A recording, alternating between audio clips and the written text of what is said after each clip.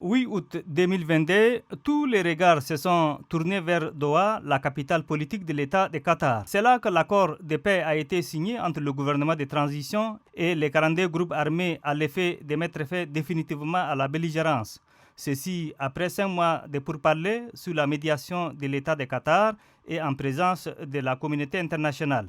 Les frères ennemis tchadiens, qui autrefois ont pris les armes pour régler leurs différends, se sont résolument tournés vers la paix pour favoriser la stabilité en signant cet accord.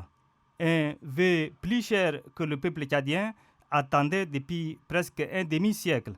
Qu'est-ce qu'on peut retenir de cet accord et à quoi consiste-t-elle?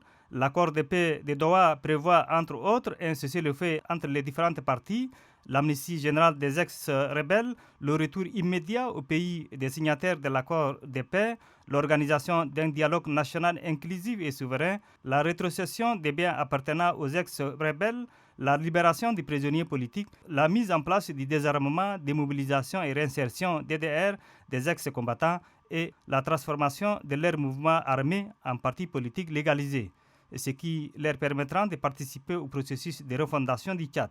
Cet accord a donné le ton aux signataires de participer au dialogue national inclusif et souverain, tout comme les autres acteurs politiques de se retrouver en vue d'échanger sur l'épanouissement de notre pays. Il ressort de ces dialogues des résolutions et recommandations contraignantes qui aboutiront au bout de 2 ans de transition à l'organisation des élections libres et démocratiques. Après les assises, les signataires de l'accord de paix de Doha ont été également impliqués dans les prises de décision en intégrant les grandes institutions de la République pour la réussite de la transition.